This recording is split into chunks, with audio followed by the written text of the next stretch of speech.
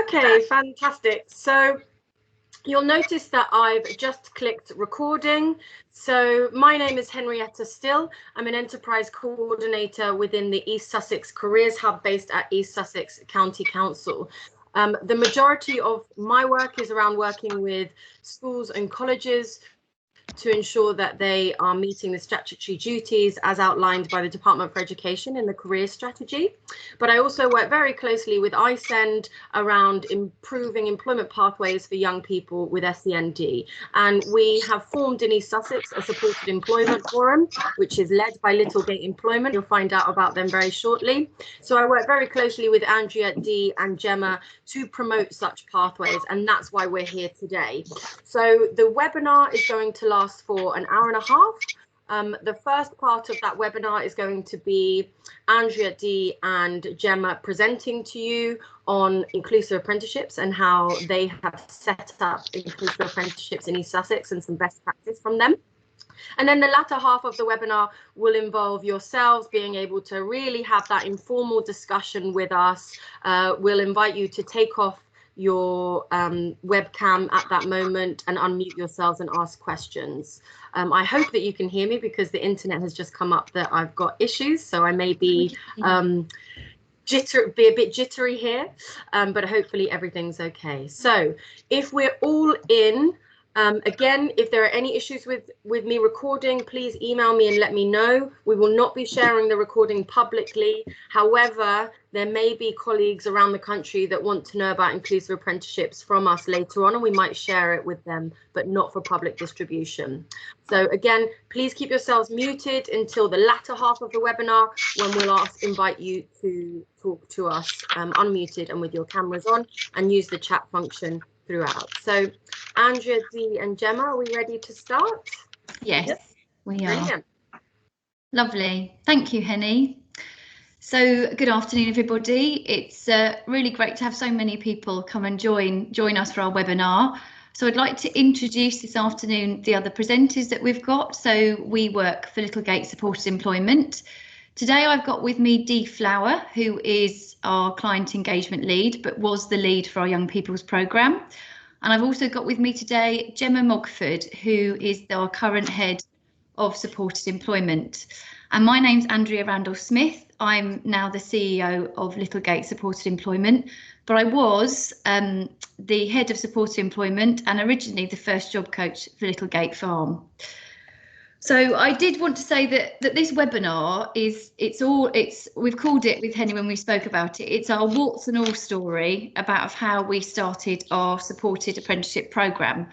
And I really wanted to share with everybody our case studies, what we learnt, what we're still learning, all the kind of the good and the bad bits about our programme where we've put it together. And along the way, we've learnt lots of different things from lots of different people as well, including the young people that we support. And I just wanted to share that with people.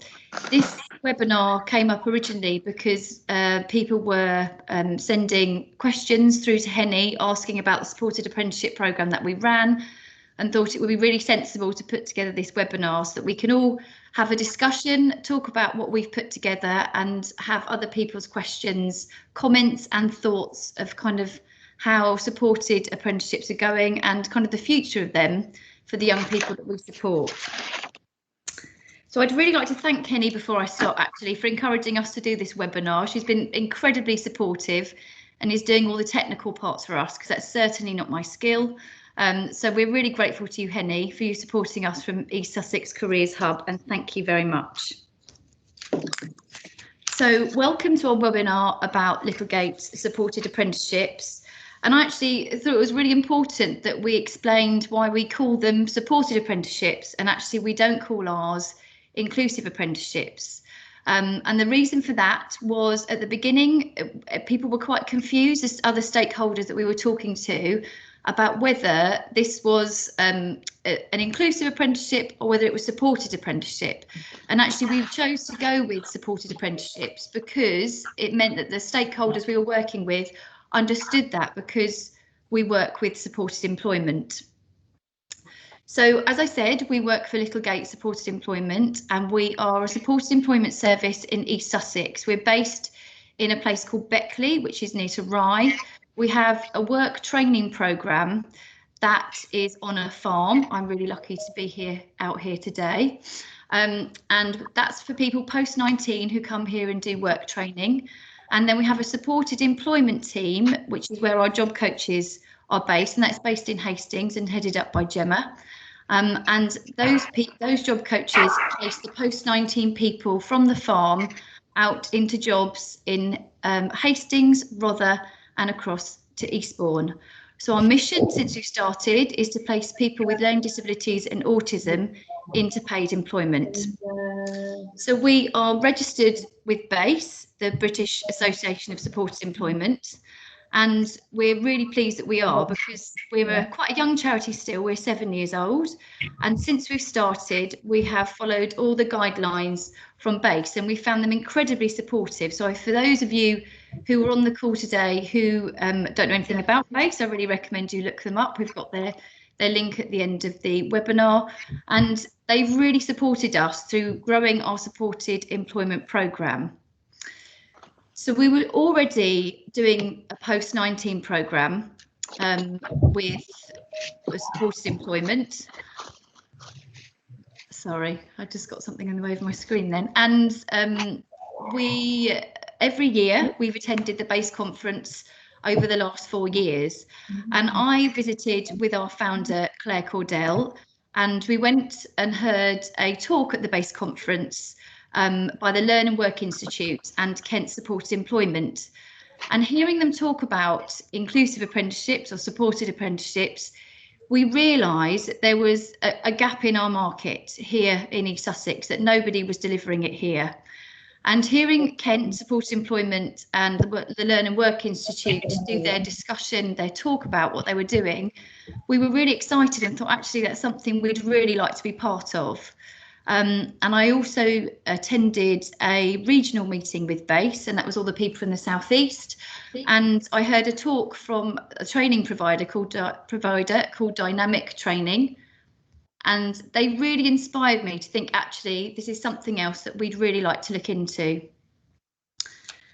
The other reason that we wanted to try out supported apprenticeships was because of this new legislation that they talked about at the BASE conference, because of the Maynard review that happened in 2016.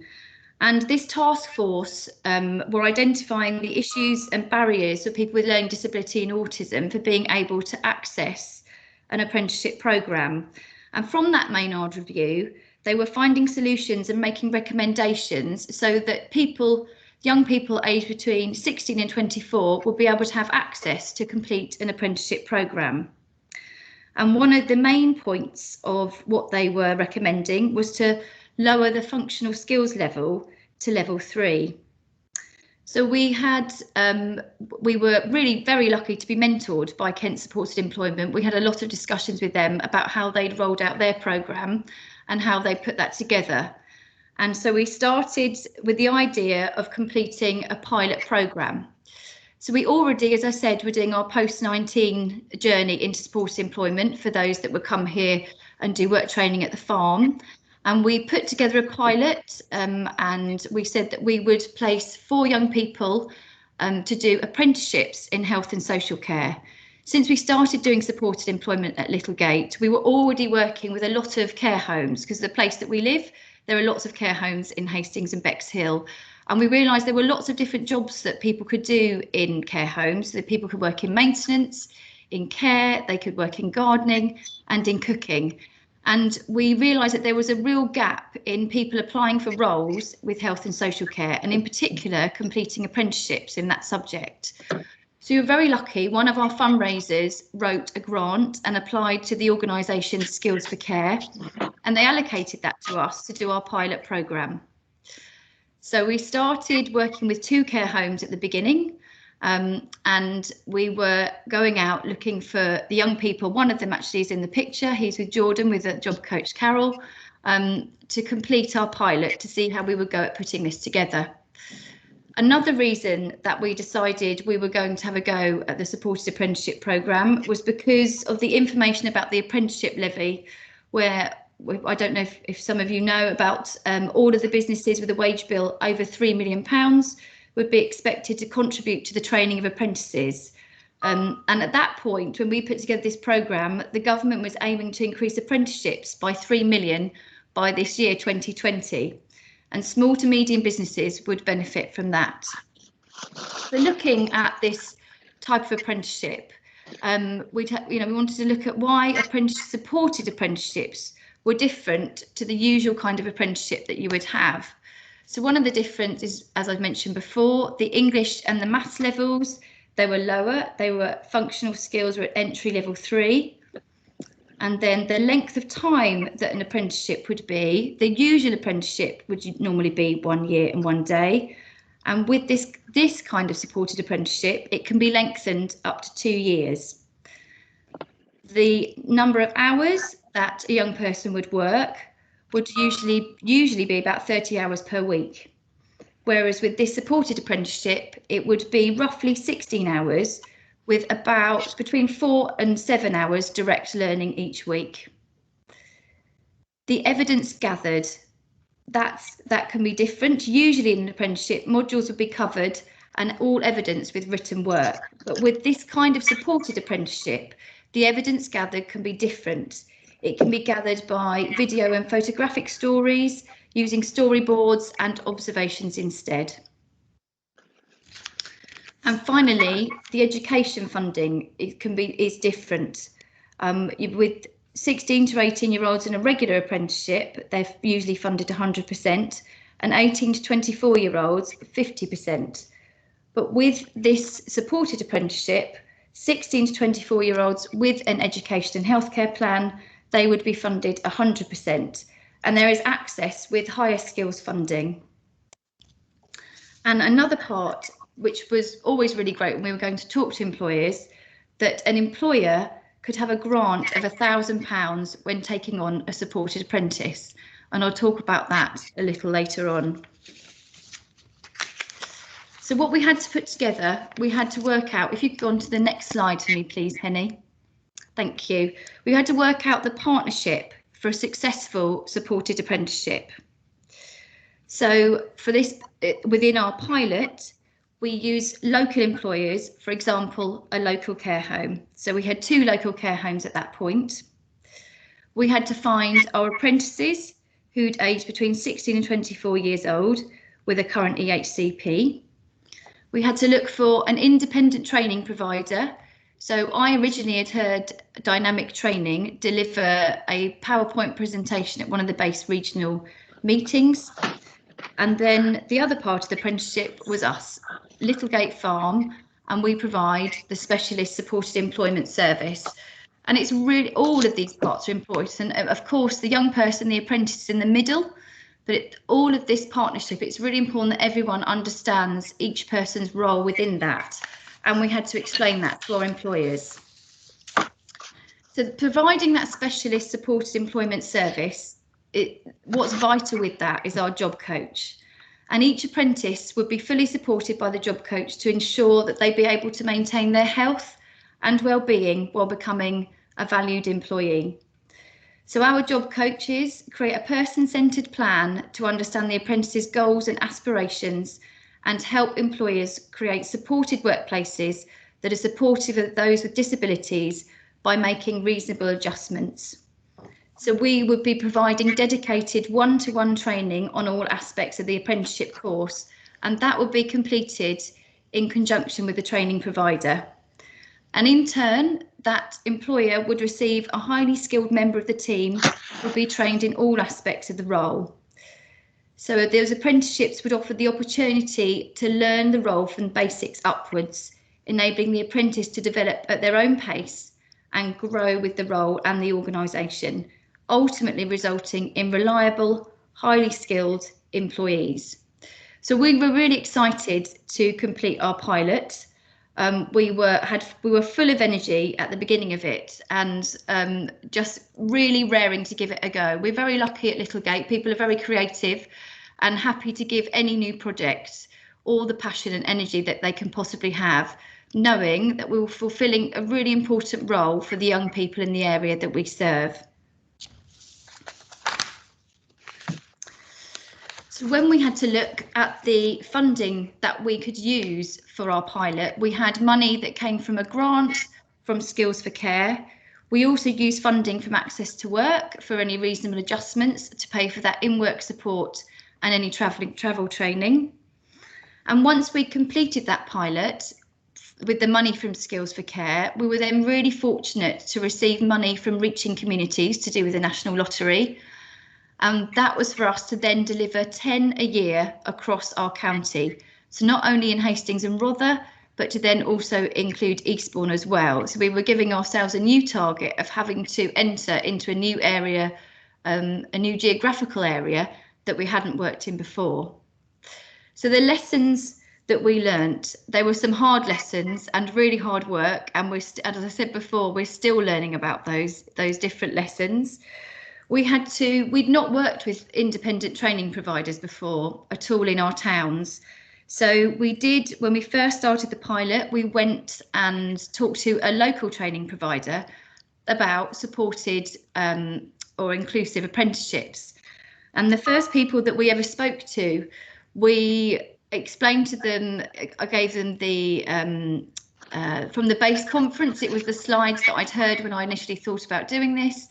And they didn't believe that it was a government initiative, so they weren't that keen on working with us to begin with, but they gave it a go, and they didn't really understand what we were doing by lowering the levels with the functional skills.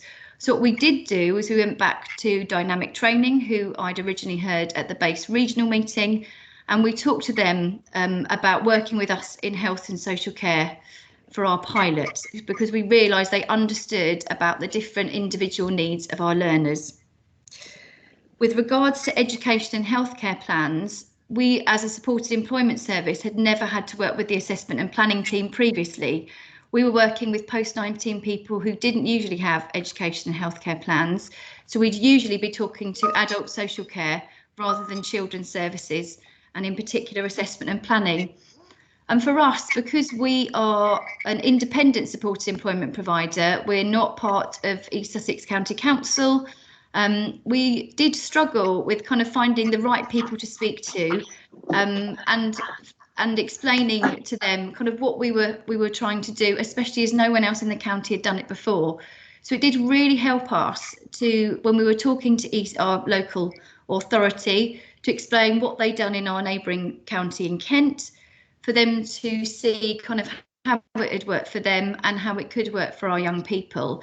And I'd say what took us a really long time when we were understanding education and healthcare plans, it was about when the assessments were taking place, about what would happen with reviews, what would happen when people were referred into our service because we weren't an education provider. And it was bringing the training providers that we work with together to then be talking about that with the local authorities assessment and planning team as well. And I'd say Gemma's going to talk about this a little bit later on, but we've definitely improved our relationship with the assessment and planning team, and that has been vital, absolutely vital for us.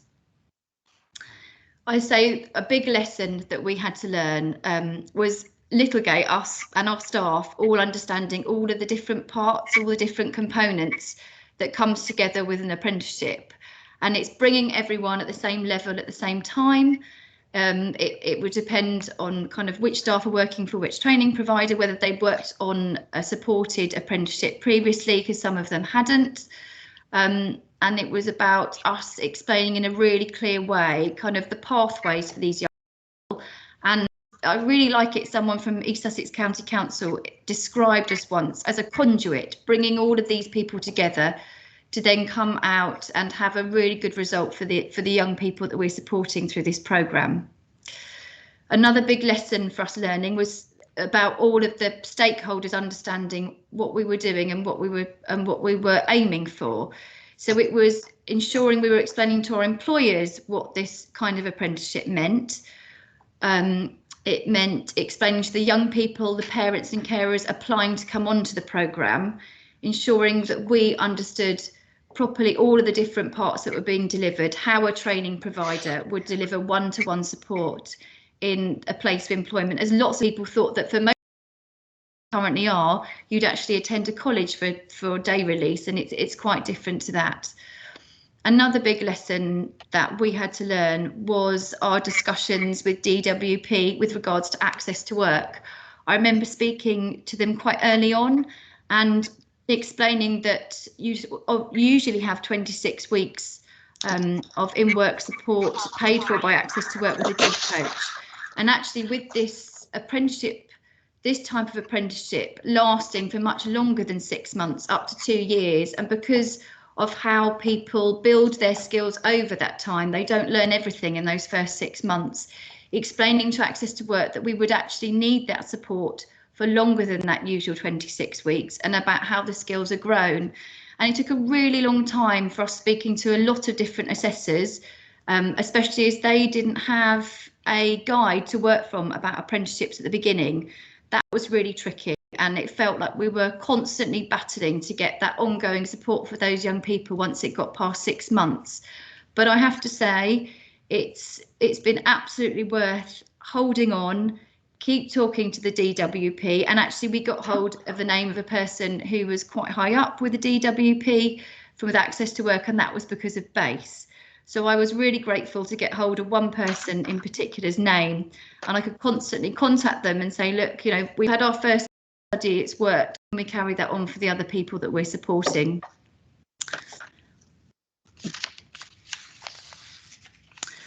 So I've talked now about the pilot that we did, and then about us delivering 10 a year for our apprenticeship programme.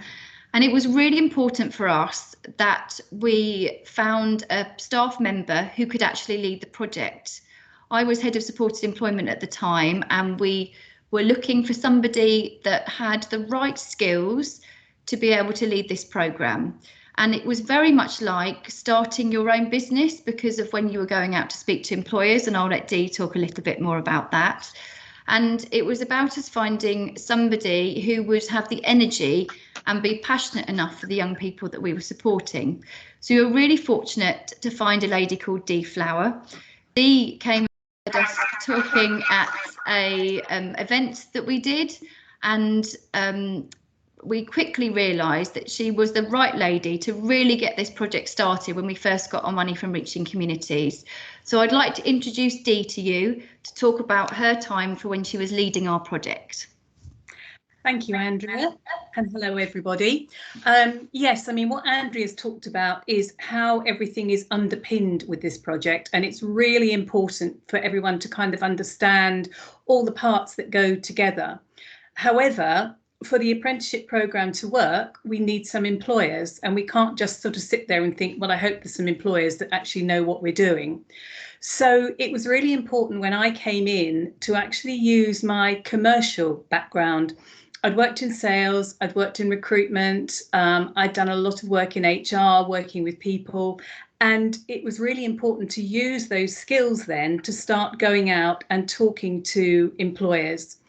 What I did, I attended a lot of business breakfasts, but also went out knocking on doors and actually helping employers understand the really brilliant benefits of using our young people and supporting this particular programme. It was quite difficult because a lot of people didn't really understand it. Some people were thinking, okay, yes, well, I can tick the CSR box, but not really understanding what that meant. And it was really looking at the importance of, for every 20 doors that I knocked on, I probably got one that was possibly interested. So it was really a lot of hard work going out and getting these people. However, once the employers joined us, the passion and the commitment was absolutely fantastic. It really was absolutely fantastic. And I think with this role, the important part is talking to them not just about the programme and not just about the young person, but also the importance of the job coach. And the job coach is there, as we said earlier, as a conduit, but the job coach is there to support the young person. And they'll do that by actually working with them day by day, by helping them actually understand instructions, helping them actually do the job initially. but also to help the employer, because sometimes employers are a bit afraid. They'll think, what if I say the wrong thing? What if I do the wrong thing? I'm not really sure what I should be doing. And so the job coach is there to guide them through that. And I think that that is really, really an important part of it. So when you're going out to actually get employers on board, it's helping them understand it from that point of view. So that was a huge part of it. The other part of it then, as Andrea mentioned, we had dynamic training who have been absolutely fantastic, but we also then needed to look at other independent training providers, because we were going out and getting jobs that weren't in care homes anymore. We were actually looking at things in construction, we were looking at arts programs, we were looking at councils, we were looking at beauty salons, we were looking at all sorts of different areas to bring people on board. So we needed to identify another training provider. I joined, and we joined, the Sussex Training Providers Forum.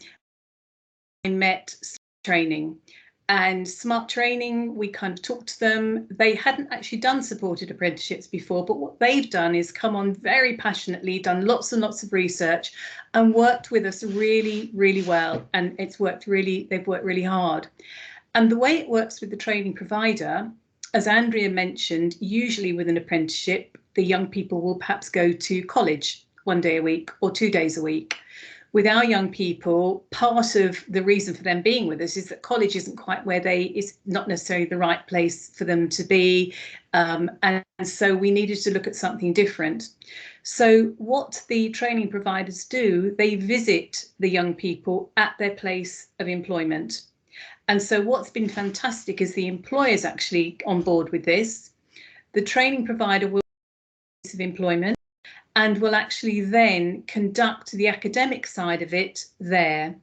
And it just actually gives some continuity, it gives reassurance. And the tutors that have come along, I have to say, have been absolutely terrific. Haven't necessarily had experience before, but really, really quickly have come on board with that. And I think that has been a really important part of what we do. We introduce the young person to the training provider. We have an informal training session, an informal meeting, first of all, so they feel comfortable with them. They feel really helpful. They feel it's helpful, and that's really good. The other thing that we did, we started out looking purely at apprenticeships, thinking that was the way forward. We identified quite quickly that some of our young people weren't quite ready yet for apprenticeships. And Smart Training introduced us to the world of traineeships. And that was a real eye-opener for us, because with a traineeship, what they were able to do, the young person, was work in an environment for a minimum of 100 hours, but up to 6 months. During that time, they would also have the academic side. So the training provider would come along and look at functional skills, maths and English, would also look at things like employability, CV writing, prevent, health and safety, all of those things. So at the end of it, the trainee would actually get some qualifications, which is absolutely fantastic. It doesn't cost the employer any money at all. They don't have to pay an apprenticeship wage. It's a government funded scheme, which is absolutely fantastic. And they then gave 6 months for young people to actually think, can I do this? For us as job coaches, for us as a supported apprenticeship provider, think, do you know what? They can. We had 6 traineeships. With those traineeships, 2 people have gone on now to apprenticeships, which is fantastic. And the other 4, we're still looking at what we can do to support them. But that was a fantastic way forward. And I know now with the government incentives, there are incentives with traineeships now, which I believe £1,000 incentive for people to take on a traineeship.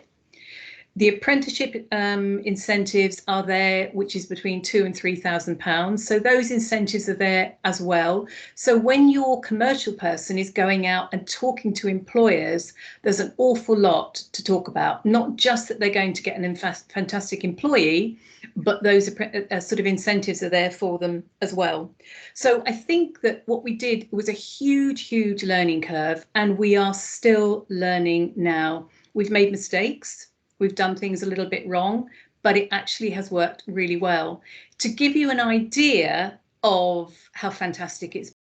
We've actually got a video now, and one of our employers, Delaware Pavilion, who were the very first to say yes please, have taken on 2 of our people, and I'll let them tell you a bit more. Ladies, just let me know if it's not working. I'm going to play it now, okay? Okay.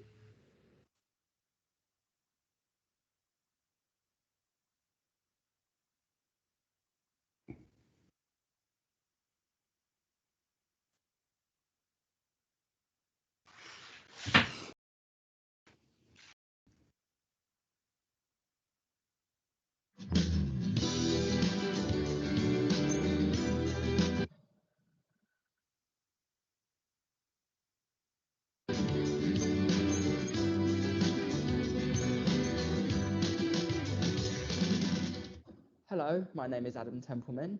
I work at the Delaware Pavilion as an apprentice, and I work as part of the front of house team.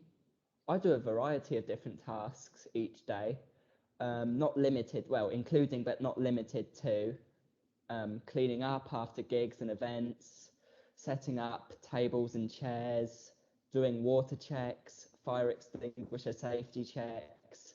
I really do a wide range of different things. There's never a dull day here, as they say.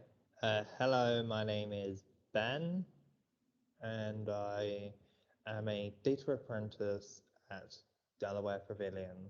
My task on a daily basis is going around the building, filling up shelves with leaflets. And then after that, I go to the cafe to pick up surveys. I take them downstairs to the office and then put them into 2 separate websites called SurveyMonkey and Audience Finder. Sometimes I'll fill in certain data for a website called Spectrix. And then if we have new events, I'll put them on 3 separate websites. One of them I email to directly called 1066.com. I've learned the importance of doing water checks, 48.5, to ensure that water is safe not only for consumption, but for, you know, bathing in and using just in general. One of the many things I've learned is I've expanded my knowledge on how to use Excel, as well as using different data entry programs. I'm also doing some educational courses on the side that is part of the apprenticeship. I certainly think the apprenticeship has made a very large difference on my life in general, because not only do I have more financial freedom in terms of my income, but I've got more to do with my time now. It gives me a bit of a routine. It gives me something to look forward to when I wake up in the morning. I think the apprenticeship has really made a difference to me. It's made a huge difference to my life. 1, I'm not sitting around at home all day. 2, I'm actually more people. And 3, I'm improving a lot of my skills for the workplace. A bonus to this apprenticeship is also I am making my own money. I may or may not continue working here, but I will most likely get something related to the qualification I'm working towards, which is customer services. After my apprenticeship has come to an end, I would like to get a job somewhere that involves data entry, probably data entry administration. And with all the work I've been doing here, I will have a year's worth of work experience.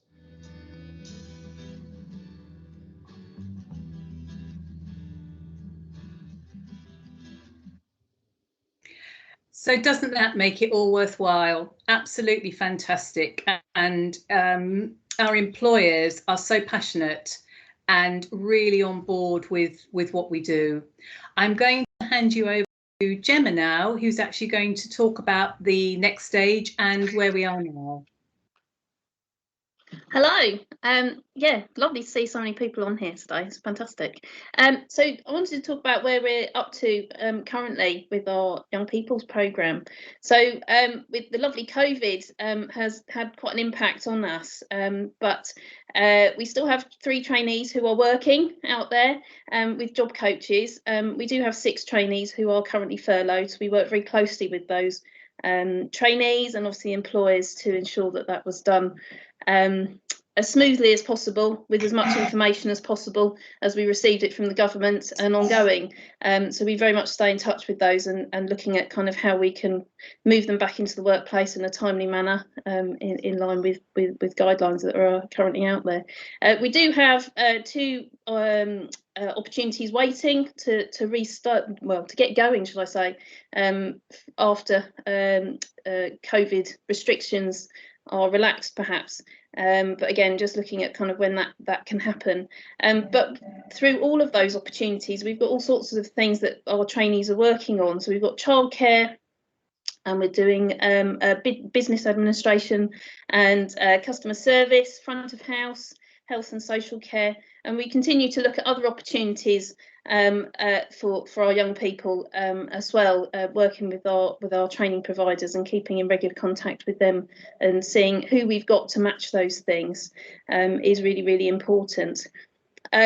And also within there, as those young trainees move through those apprenticeships, the endpoint assessment is ultimately what they'll be going through to achieve their qualification. So we work very closely again with that training provider and the employer to look at how we can make reasonable adjustments to that assessment process. And Andrew talked about this earlier, that we can use video, we can do observations through and talking to people.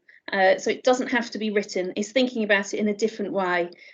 So you see that they have back in a second, it is kind of really, really instrumental in making sure that we are supporting our young person in the best way that we can, that's right for them. So it's making sure we have a very person-centred approach, and bringing that circle of support into that to make sure that we're able to move them to achieve in their role.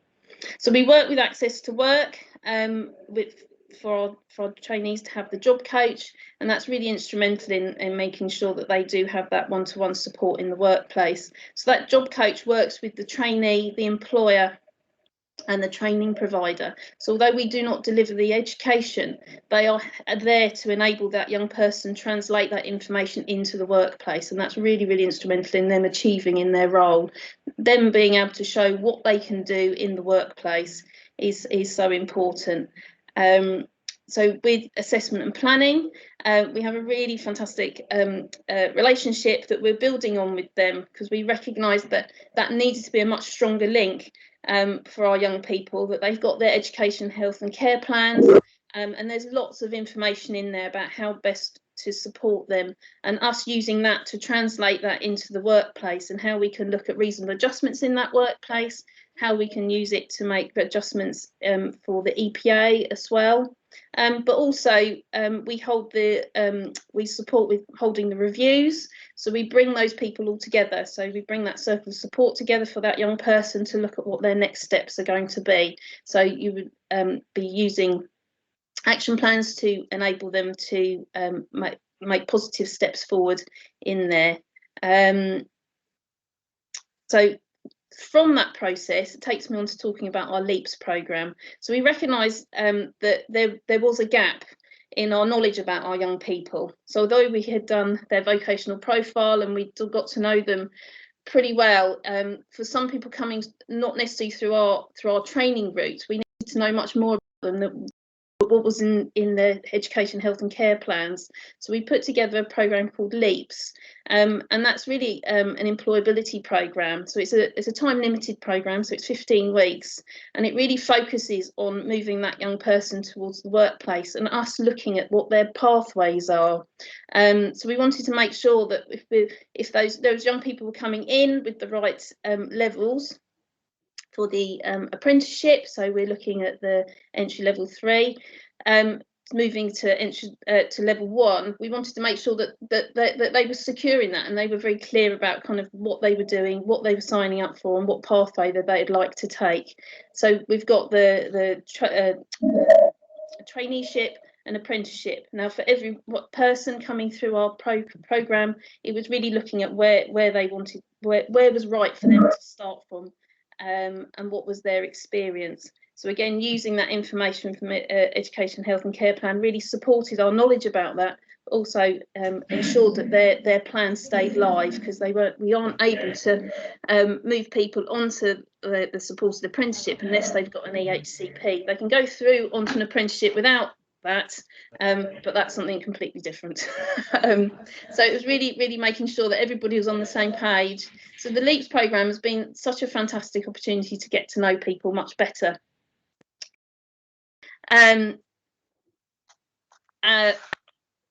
And then from there, what we've got, the COVID impact. So we've talked about the employer sweetener. So Andrea talked a little bit about those earlier, about the different levels of grants that are available and the incentives for the government. So currently, those incentives are still current. They are extending the incentive for another 6 months, which is really positive. So it means that we can utilise that further, and that those grants still stand for those traineeships and apprenticeships. So it's really fantastic that we can continue to engage with those employers and get things set up ready for when COVID does start to scale back, hopefully, and then we can move in a timely manner to move people forward into those positions. What else have I got to tell you about any of those things? Probably lots of things that you could probably ask me questions about. Thank you for listening. I'll hand you back to Andrea. Okay, thanks. So that was a real kind of whistle stop to us kind of having a look at our pilot programme that we had, that then led us to delivering 10 apprenticeships and traineeships per year across county. So yes, there's been lots of learning for us, and I was just thinking actually while Dee and Gemma were talking, kind of what was the hardest part when we started, and for me, it was other people not understanding that we weren't an education provider, and that was really difficult. And also really understanding what the education provider was delivering when they were delivering it one-to-one. But like Dee said, we have and do still have some really amazing people from both training providers who really do pitch their functional skills and that the core subject to those work trainees really fantastically, and we're very lucky that we found those people. And I think something else that was really important for us as well, because thinking about the funding, so for us, Access to Work does not cover everything that we do. It doesn't cover that pre-work support, it doesn't cover us setting up the programme. So actually having that funding from Skills for Care at the beginning was really vital. We wouldn't have been able to afford to have done it. And then having the support of the Reaching Communities funding. So we got that for 5 years, and we're about to enter our 3rd year of that. So I think that's a really important thing to think about, that for us to kind of continue with that, it was about us having that funding initially from Skills for Care and then from Reaching Communities. That's enabled us to carry on delivering this programme in the way that we have. Is there anything else that you, Gemma or Dee, would like to add before we talk about people bringing up questions and share about useful links? Is there anything else? I don't think I've got anything else. I think probably it will come from the questions, and you know, maybe we can kind of you know, elaborate on what we talked about from the questions, I think. Absolutely. Okay, so on our last slide on here, we've shared some useful links for people.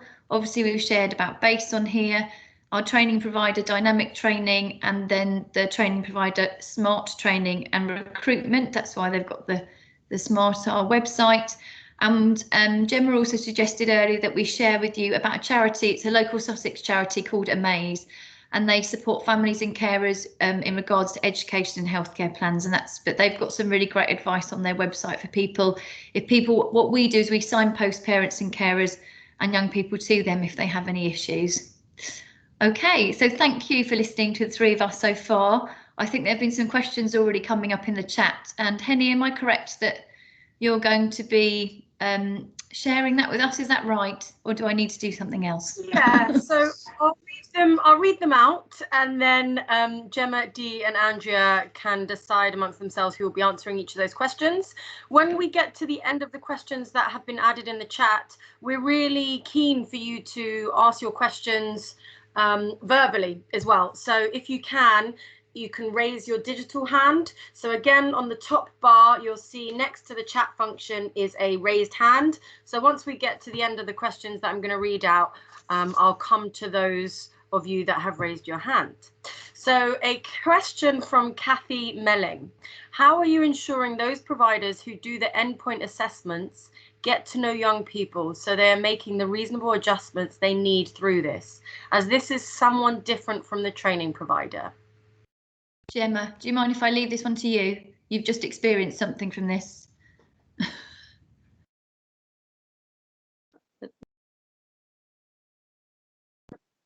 Is that off? Can you hear me? Okay, that's a really great question. That's something that I've just been dealing with the last couple of weeks. We've got a young man coming to an endpoint assessment. So he'd been through one assessment and we put in for the types of adjustments that needed to be put in place. Now, only some of those adjustments were done. So we're working again with that training provider to say, can that person meet the assessor? There's been some resistance to that currently, but it is something I'm trying to overcome at the moment, because the unknown, and especially in this COVID period, is proving even more of a challenge because of it being over Zoom. It's all very unfamiliar, and trying to take people on that journey of understanding what that young person needs to demonstrate their achievement. Now, they can demonstrate in the workplace they're perfectly capable of doing it, and trying to get the endpoint assessor to also take that on board and see it in a different way. So that is something I'm challenged with at the moment. So yes. Gemma, would you also say that, would you also say that there was something about the timing? We had to wait a really long time for that endpoint assessment. We did. So they've done quite a lot of preparation for that with it, and we'd been talking to them for a long time about what needed to be done, and they'd done some mock tests, and they had done quite well in some of those mock tests as well. But when it actually came to the assessments, they changed it does feel different for the endpoint assessment than it does in a mock. So working with that training provider, we're just sort of overcoming those potholes at the moment as to kind of making that work in a better way. Brilliant. Kathy, has that given you a sense of the response that you were looking for? Hopefully. Yes, absolutely. That's really interesting. I thought and suspected that there was going to be problems with endpoint assessments, because who's doing that should be known at the get-go, but that's not necessarily what's happening. And they can be just such a wide variety of organizations with no understanding of reasonable adjustments. So really helpful. No, absolutely. And we're pushing for it to be somebody that young person gets to know. Yeah. Which is just such a critical bit of it. But it's so important. And I would be very interested to hear how you're kind of overcoming those and making sure that can be shared more widely, because more people need to know how to make reasonable adjustments at those endpoint assessments. And it sounds like you're pioneering stuff. So nice one. Doing our best. Thank you, Kathy. Fabulous.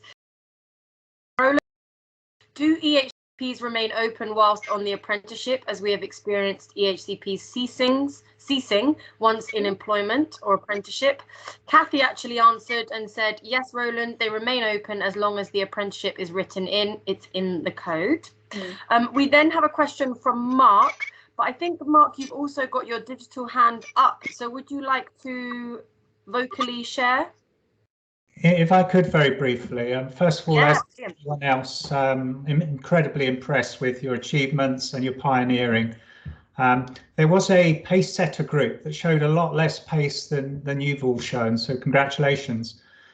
The pace setter group struggled with a few issues. The first one was around the entry-level requirements, that for most of our students, they would never attain level 3, no matter what degree of support.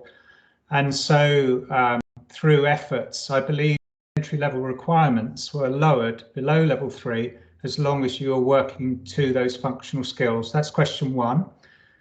Question 2, we found a lot of ITPs were not disability confident.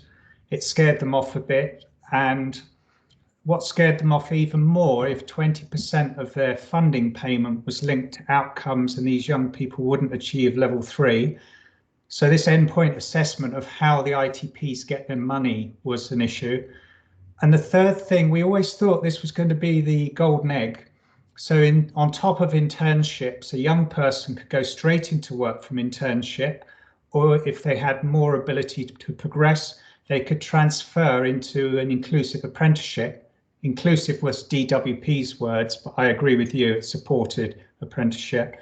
So you haven't mentioned internships, but you have really well mentioned traineeships. So what sort of like pathways do you see between internships as well as traineeships into apprenticeships? Apologies, that's 3 questions, but that's okay. I've seen them do this on Prime Minister's Question Time as well.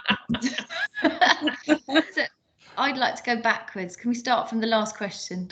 so for us, regarding internships, when we looked at this programme, there are quite a lot of different providers in our area that already provide supported internships. And if Gemma doesn't mind me saying so, Gemma was part of an organisation before Gemma came and worked for us, delivering supported internships. And we thought there were enough people doing good supported internships that we didn't need to do that. And we also saw it was a really lovely pathway that people could do a supported internship with someone else and then come onto our programme. The young man, in fact, Ben, who works at the Delaware Pavilion, he came from Project Search. Am I correct? I think I'm remembering that correctly. He came from Project Search to do the apprenticeship at the Delaware, and that was really great. That really set him in good stead for kind of doing that pathway through. And it was when Dee came on board and spoke to Smart Training. I think we've got Maureen here, haven't we, today, Dee? I think Maureen's come on board from Smart Training today. Maureen really championed traineeships with you, Dee, didn't she? And we could really see their value. And I think, as Dee said earlier, we quickly realised we couldn't place some of these young people that had applied with us straight into an apprenticeship. They were just not ready, and actually it was very unfair. And when I look back at the pilot that we did of health and social care apprenticeships, I think those young people that we took on for that would have it would have really helped them to start a traineeship and then go into an apprenticeship, just to really prepare them for that work, because we didn't know them well enough. And quite happily put my hands up about that. We realised that, you know, I had one young man start and he finished probably after 2 months. He dropped out because it was just too much, and we didn't know him well enough to match him well enough with that role. So that's the third question. I'm sorry, I should have written down. Could you remind me of your middle question? Was it about going to employers and about them, about the levels? The entry-level requirements to just get on a supported apprenticeship, and also how the ITP gets payment, especially if they don't achieve that level 3 attainment, which I think is 20% of their funding. Yeah, so we had that they were talking about that they had to be working towards that level 3. That was the magical words that they'd said to us, and I'm pretty sure they're still saying that, aren't they, Gemma? They're yes, absolutely. Yeah, they still need to be working towards. Yes. And we haven't had an issue with our independent training providers, actually, for that reason. I haven't had them. Have you, Jim or Dee? Do you recall having any issues with them saying about that they won't get their funding? No, I haven't had any of that. So the people, they get their funding, so they get their part of their funding at the beginning, and then they get the other part at the end of that. So they get the full amount. I haven't been told otherwise that they and nobody's received anything different to that to date. That's brilliant. So it looks like it's hopefully a non-issue, and that they'll be more ready to accept it. Thank you so much. I think the training provider that I talked about at the beginning, who was a local one, who we tried to work with first of all, because we thought, okay, let's keep this local. We want to work with a local training provider. It was like they didn't believe us. It was like we'd made something up, even though I showed them slides from a conference that we've been to. And it was almost like they were so it was a bit like what you're talking about. They were scared of coming on board. They tried at the beginning. They were like, actually, no, we don't want to have anything to do with this. So I think I've seen them a few times at a few different events, and I'm hoping that people can work with them in the future on doing supported apprenticeships, because it's I really wanted us to work with local people, but we've been lucky. We've had Smart and Dynamic, and even though they're not local to us, they travel a long way to come and deliver our education. And now actually it's kind of even better now, because they're doing it kind of online for people, so it makes their travel much easier. But I think we've just been really lucky with the training providers that we've worked with. Many thanks. Thank you. Thank you, Mark. We have another question in the chat from Cheryl. Do you think it is viable to deliver a supported apprenticeship programme without the top-up funding, for example, the Skills for Care Reaching Communities additional funding? No, for us, I don't think it is viable. No, not the amount of time that we spent putting the programme together. That access to it, doesn't cover everything that we need to. I was thinking while we were talking, actually, we did a lot of promoting of the programme. We did with Henny, with the Careers Hub. We go to lots of apprenticeship events. We do lots of events with parents and carers, local colleges and schools. And without this extra funding, us as an organisation would not be able to deliver it. We're part of the county council. So without that funding, we wouldn't be able to deliver what we are at the moment. So I'm very grateful to Reaching Communities and Skills for Care, and often tell them so. I know that we do have a colleague from Essex today on the call that is running a supported apprenticeship, so they may be able to join in a few moments and talk about their funding, if that's possible, Andrea. Yeah, absolutely. But we'll just move on to the next question now from Claire. So we'll move on to the next question, and then hopefully Jonathan can join us in a moment. So Claire asks, when you say put in for reasonable adjustments, are these not organised at the beginning of an apprenticeship?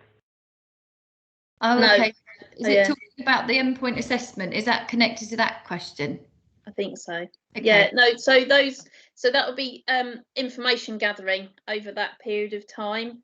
That we'll have a lot of information at the beginning, a bit like when you do vocational profile. It's about building your knowledge and understanding of that young person in the workplace. Yes, we'll know that to some extent what reasonable adjustments will be required and how we can evidence it in a different way, but it's something that will grow and with that person to the point in which we sort of say actually they're ready for the next stage in this, and then working with that training provider to look at what that can look like, and then doing their mocks with those reasonable adjustments to see how that supports them in demonstrating their capabilities in the most positive way. Thank you, Gemma. I hope that answers your question, Claire. We have a statement and a question from Pippa. One of the issues I have faced is the lack of understanding of employers to understand the difficulty often for young people with a SEND to multitask and work flexibly. The smaller the business, the more multi-skilled the employee needs to be. How can we overcome this? Very interesting point. Dee, did you want to have a go answering that one? I think with that one, it is a very good question, and I think that is where the job coach really comes into play. And what we do when we go and talk to employers, we make sure that the role, it might be job carving part of it to actually help us create the role and look at the tasks that they are able to do. And so whilst they do need to be multi-skilled, we also need to be very well aware of the kind of abilities. And a lot of them have a lot of abilities that actually are more than you think. But I think the job coach is really important there. And I think the employer needs to, right from the beginning, understand that with this job, they will be able to do these things really, really well. But these other things might take a little bit longer. Does that answer your question? Hopefully. I'm sure Pippa can join us as well. Another comment, internships, the learner would lose the EHCP at the end. Is there any news of this changing? Kathy has responded, the HCP can continue at the end of a supported internship as long as progression can be evidenced, as it might highlight a need for further vocational course alongside part-time. Again, working for the local authority, I do not work for the assessment and planning team, but I would echo that sentiment, and I think that's where the emphasis that Andrea, Dee and Gemma have added onto their relationship with assessment and planning, that's when all of that comes into play, whether that EHCP stays with that young person and evidencing whether they need to progress on to another programme, are those good relationships that are formed. What do you ladies think? Yeah, so with the EHCP, they do have to demonstrate progression. So Kathy's absolutely right. They have to demonstrate progression, but also the EHCP is a legal document that the local authority needs to ensure that person is delivered education whilst they've got that, i.e. being an education, health and care plan, so that the education has to be in there. So although we're not an education provider, we're working with the education providers. So we, like Andrea mentioned earlier, we're the conduit of joining those things together. So our LEAPS programme is seen as a education offering, although we're not an education provider, because it is very time limited and it's a preparation for them coming onto the apprenticeship. So that EHCP stays with them for that year whilst they're in their apprenticeship, and then obviously they've got another year, then it's reviewed and they carry on, and it's always making sure that it's documented within that statement as to what the next steps are, demonstrating that progression. I was just thinking, actually, Gemma, something that we struggled with is when on a young person education healthcare plan, they've got something like speech and language therapy. Yes, yes. That's been tricky. I don't know if you quickly want to talk about that. Yeah, so so Andrea's absolutely right. So one of the challenges is that within those education, health and care plans, there are other elements that can be stipulated within there, one of them being speech and language therapy. But if that's stipulated within there, as a provider ourselves, we aren't able to provide that. So we support the local authority in identifying who could support that and them funding it, because we can't fund it. We don't have the expertise for that. So it's about working with them closely to ensure that that young person's receiving the entire package that is written into that EHCP. So we read them really, really carefully and make sure that what we're delivering is right for that young person, and linking in with other relevant parties where necessary to achieve that.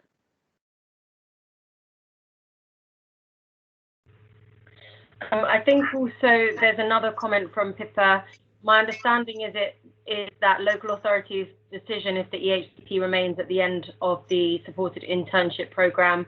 In my area, they have made the decision that this drops off, and Kathy has responded, it is a local decision and does vary across local authorities.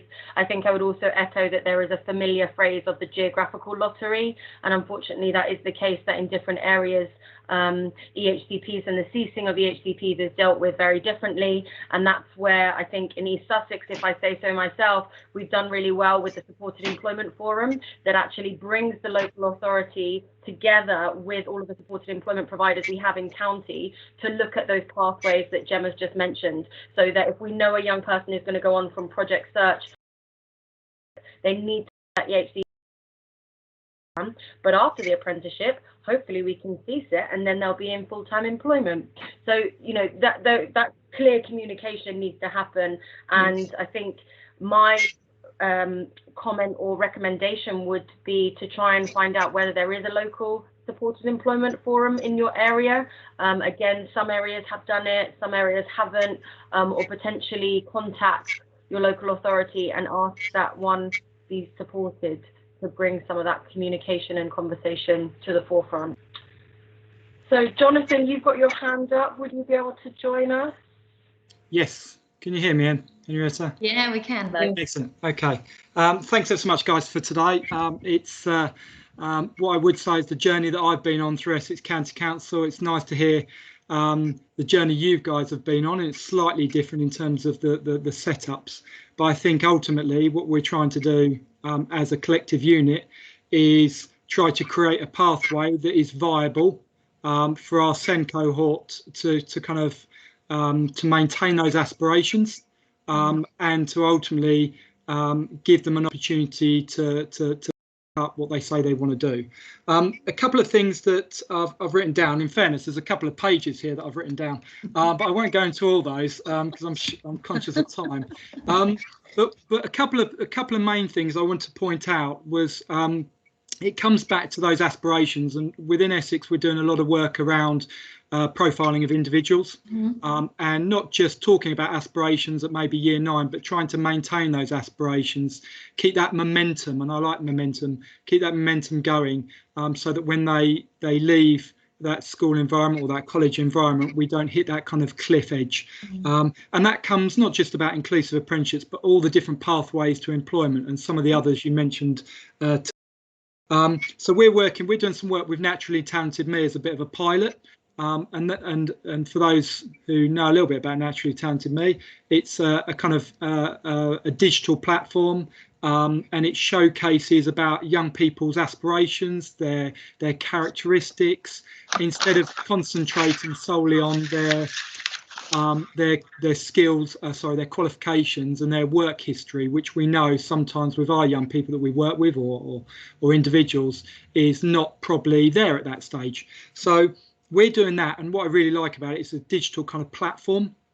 So you can take it with you, and you can land it with training providers so they have an understanding of you as an individual, and obviously it helps when applying for apprenticeships and having those conversations. The other thing I heard you talk about was traineeships, which I think is almost been a hidden pathway, or it's kind of lost its way a little bit. And a lot of people talk about traineeships with NEET cohorts, so they're not in employment educational training. But actually, I think it fits in far greater with the SEN cohort than it does. And I don't want to lose that pathway. And I think we need to encourage more training providers to look at that. And one of the things we're doing within Essex, similar to yourselves, is looking at a bespoke SEN traineeship. And it will be the first one that we've done within Essex locally. And really making that bespoke and looking at how we can look at those vocational qualifications that match the aspirations, not doing maths and English to death, which we've done historically with a number of programs, but maybe looking at units that again are specific to what they want to do. And one of the things that I think is really key at the moment, and you spoke about some of the pilot work where you did health and social care and some of those auxiliary roles within the care home. But I think also one of the things I've realised, and we've got within Essex our internal training provider, but they only do a certain amount of standards. And one of those, a bit like yourself, bit like yourselves in the early stages, was health and social care and childcare they do. But what I'm trying to do now is I did a piece of work on standards, and there's over 323 to be precise that are at level 2 and level 3 across a range of, I think, 15 different standards on the kind of Institute for Apprenticeships. But that goes to show the sustainability that there potentially is if we can get training providers on board. And I'm not saying it's as easy as that, but training providers on board that can offer a whole host of standards that can fit into inclusive apprenticeships for our wider cohort. So I think it's really got legs. And I think there's an opportunity for reshape the National Apprenticeship site, about having that inclusivity around the site, but also around doing something around this viable pathway, because everyone's going, where do I start with it? And I think there's something that we can do around the Apprenticeship Week, which I think is February next year, roughly. And we can make a real kind of statement of intent of how we wish to move forward.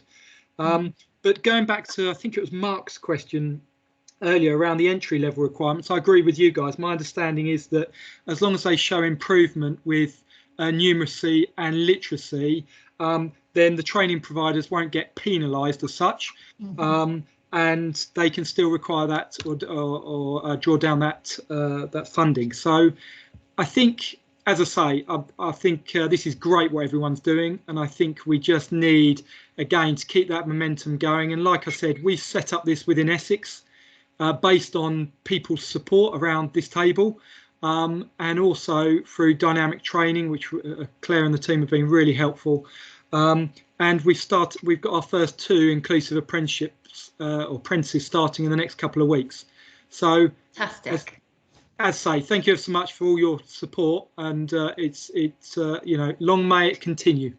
Yeah, no, thank you. No, we were really excited to find you on LinkedIn, actually, Jonathan, that you were doing this. It's why we've connected with you, because you know how good it is to share case studies with each other and how we're growing our programs. And like you said, actually, about having that earlier conversation, and what's been really great for us, I'm going to embarrass Henny a bit now, when Henny's role was created, that's really helped us with our connection with our county council, because of where Henny sits in the careers hub and within children's services. That cemented our relationship even more, planning and everything else, and Henny going out to schools and doing work with all the Gatsby benchmarking. We were then sitting at different tables that Henny had invited us to, with her and her team, and that's really helped us talk about the different pathways. We also have at the farm here something called a Young Ranger project, which is for those aged between 8 and 20 who come and have a really great time doing forest school stuff at the farm. But that means they're seeing the other work trainees here at the farm doing their work training, and they're all talking about their future jobs that they're watching other people doing from a very early age. So I completely agree with you. It's about getting that early conversation in. And Henny's also developed for East Sussex a new vocational profile that's being used in schools. So by the time they get to come to us, they're already bringing this with them and already understanding that language that we'd be using, rather than us going in at 18, talking to a parent and carer and that young person, them going, what on earth are you talking about? What is this really detailed CV you're putting in front of us? So it is, yeah, it's just got better. I really felt like I was crawling around in the dark when we started doing this. I remember us getting this funding and going, oh my goodness, we've really got to try and deliver something now. So I'm very grateful for all the people from BASE, like Kent Supported Employment, who are now the education people, for having them to be able to talk to when we first started. So yeah, it is about helping each other and sharing those good news stories. Absolutely. Fantastic. I was muted. We've got a few more questions, and then after the next few questions, we're going to actually try something a little bit fun, which is an evaluation tool called Slido, and it will be a poll that I'm going to add a link to in the chat. So I'll read out the next few questions for Andrea, Dee, and Gemma, and then I'm going to add a link in the chat, and hopefully you'll be able to follow that. So one of the next questions is from Stacey. Can students still access supported apprenticeships without an EHCP, but have had one in the past? Like Pippa comments, our local authority will cease EHCP following a supported internship. Gemma, did you want to ask? Yeah, so we've had several trainees who have had EHCPs that are in the process of being ceased. Now, if you're quick enough and you can get in there and demonstrate that it's a clear pathway and there's the opportunity, and it's progression, you can at a massive push try and stop them from ceasing it. But once they've ceased it, they won't go back on it, sadly. So it's really making sure that there's that joined up thinking through different projects and services, so that people from supported internships are looking for the next steps for their young people of where they're going. Are they going into paid work? If they aren't, where are they going? Making sure those links are really solid at the end of the review at the end of that year, so that they can be named within that document. Brilliant.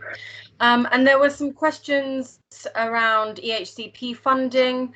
I've added some links through to the government.uk website around how EHCP funding is utilised. Ultimately, it goes hand in hand with ESFA, and then there's also other funding streams such as high needs funding. I'm sure there could be a whole other hour session on breaking down what all of that actually means, but hopefully the gov.uk website is enough for the person that was asking those questions in the first instance, and that might be something that you put in your Slido response that you want more of. Cheryl asked, Are the 2 apprentices with Jonathan going to be employed in Essex Council? Jonathan says yes, they're being paid £8.20 an hour on a Children's Services Level 2 apprenticeship. Or customer service, I beg your pardon. And so many acronyms flying around everywhere. And Kathy is congratulating your work. Fantastic. So if there are no further questions for Andrea D and Gemma, or any closing statements from you all so far, we'll try the Slido and then get the results. Should we give it a go? Okay, so in the chat, oh, nice to see Kathy. Yeah, it'd be lovely if you wanted to take your Hi, camera. Kathy. Hi, Kathy. To get your camera on now. It'd be lovely to see everyone. So please click on the link to the Slido, and the hashtag number is 49241. And I'm going to share my screen with you now.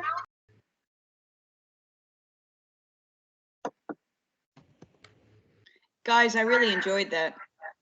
Oh, it was fantastic having supported you through the beginning of that journey. That's amazing what you guys have achieved. Nice one. Oh, thank you very much. I found the case study that you'd written about us as I was gathering together the information when you'd come and done that talk at Sussex Coast College before. That is correct. And actually, if people actually want more information about where the different funding works, that's actually a really good case study because it explains it hopefully simply.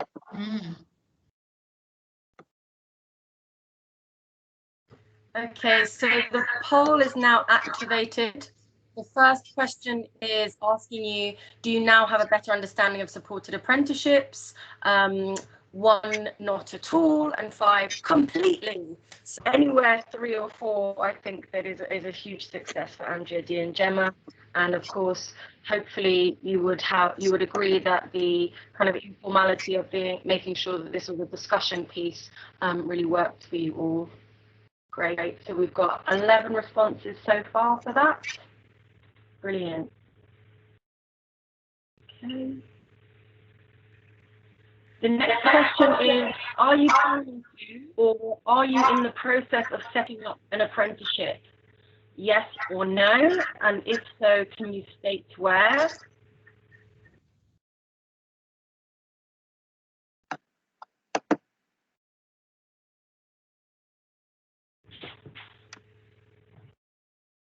Yes, Merseyside, Essex County Council, no. It's quite fun, this, isn't it, this Slido? Yes, in Nottinghamshire. No, but they would like to in the London Borough of Sutton. Sheffield, yes.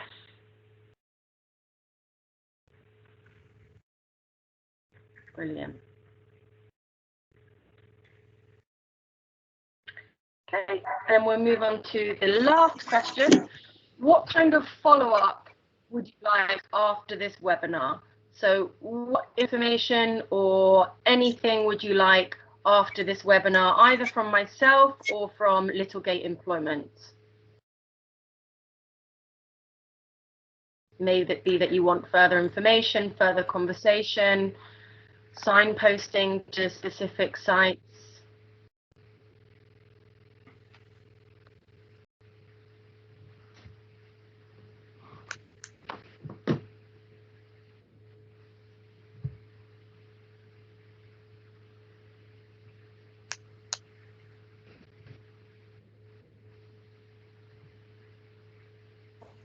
We had 13 responses in the last question, so I'm hoping we can get quite a few more on this one. Hello.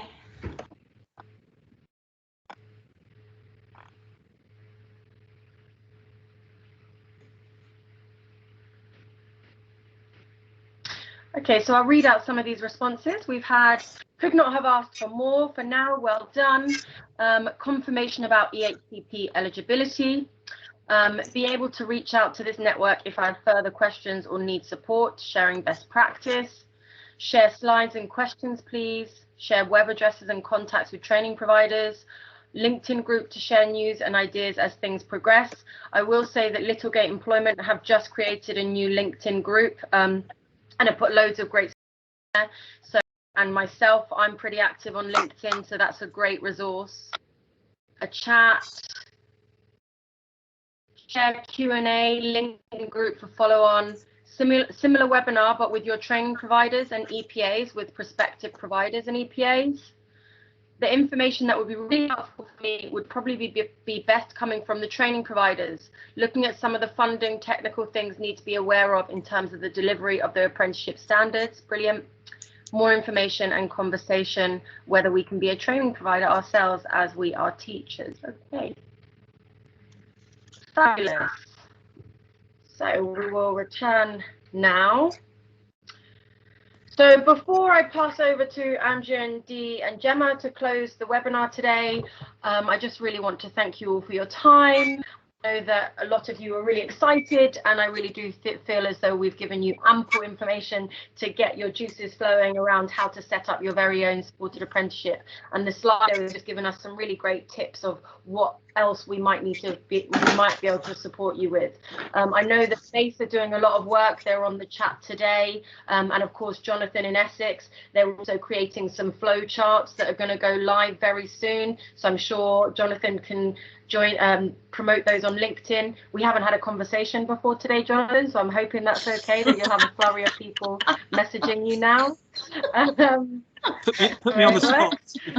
Yeah, I just want to really. Is that all right, Jonathan? That'd be fine. Yeah, that's not totally. Brilliant.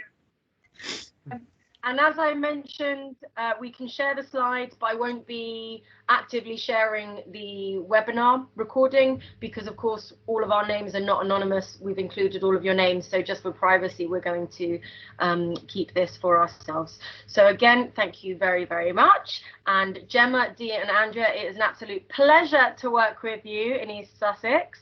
And I'll pass it over to you to finish up with your last statements. So I'd really like to thank Henny again for hosting this for us, for doing all the techie bits, because it's not my skill, as I said before.